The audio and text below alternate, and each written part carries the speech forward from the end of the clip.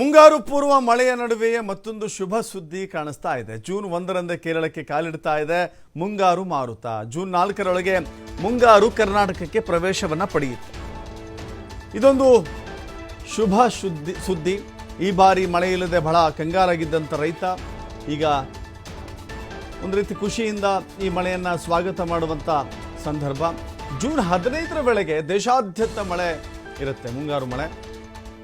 ಕರಾವಳಿ ಮಲೆನಾಡಿನಲ್ಲಿ ಜೂನ್ ಮೊದಲ ವಾರದಲ್ಲಿ ಮುಂಗಾರು ಸಿಂಚನ ಆಗುತ್ತೆ. ದಕ್ಷಿಣ ಕರ್ನಾಟಕ, ಮಧ್ಯ ಕರ್ನಾಟಕಕ್ಕೆ ಈ ಬಾರಿ ಬಂಪರ್ ಮಳೆ ಆಗುತ್ತೆ, ಅತಿ ಹೆಚ್ಚಿನ ಪ್ರಮಾಣದಲ್ಲಿ ಮಳೆ ಆಗುತ್ತೆ. ಉತ್ತರ ಕರ್ನಾಟಕದಲ್ಲಿ ವಾಡಿಕೆಯಂತೆ ಪ್ರತಿ ವರ್ಷವೂ ಕೂಡ ಎಷ್ಟಾಗ್ತಿತ್ತು ಸರಾಸರಿ ಅಷ್ಟಕ್ಕೆ ಸೀಮಿತಗೊಳ್ಳುವ ಮುನ್ಸೂಚನೆ ಇದೆ. ಬೆಂಗಳೂರಿಗೆ ಜೂನ್ ಮೊದಲ ವಾರದಲ್ಲಿಯೇ ಮುಂಗಾರು ಮಳೆ ಪ್ರವೇಶ ಆಗುತ್ತೆ. ಒಂದು ರೀತಿ ರೈತರ ಮೊಗದಲ್ಲಿ ಬಹಳ ಖುಷಿ, ಮಂದಹಾಸ ಈ ಹವಾಮಾನದ ಮುನ್ಸೂಚನೆಯ ಹಿನ್ನೆಲೆ. ಈಗಾಗಲೇ ಮಳೆ ಆಗ್ತಾ ಇದೆ.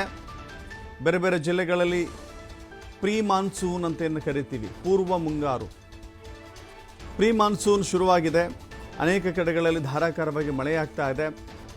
ಮಲೆನಾಡಿನಲ್ಲಿ ಯಥೇಚ್ಛವಾಗಿ ಮಳೆ ಸುರಿತಾ ಇರೋದ್ರಿಂದ ಕೆಲವು ಕಡೆ ಅನಾಹುತಗಳು ಕೂಡ ಸಂಭವಿಸ್ತಾ ಇದ್ದಾವೆ. ಆದರೆ ಅಧಿಕೃತವಾಗಿ ಮುಂಗಾರು ಪ್ರವೇಶ ಆಗೋದು ಜೂನ್ 4ಕ್ಕೆ ಅಥವಾ ಜೂನ್ 4ರ ಒಳಗೆ. ಜೂನ್ 15ರ ವೇಳೆಗೆ ದೇಶಾದ್ಯಂತ ಮಾನ್ಸೂನ್ ಇರುತ್ತೆ, ಮುಂಗಾರು ಇರುತ್ತೆ. ಈ ಬಾರಿ ಬರದಿಂದ ಕಂಗೆಟ್ಟಿದ್ದಂಥ ಜನತೆಗೆ, ಬರದಿಂದ ಬೆಳೆಯನ್ನು ಕಳೆದುಕೊಂಡು ಬಹಳ ನಷ್ಟವನ್ನು ಅನುಭವಿಸಿದ್ದಂಥ ರೈತರಿಗೆ ಇದು ಖುಷಿಯ ಸುದ್ದಿ.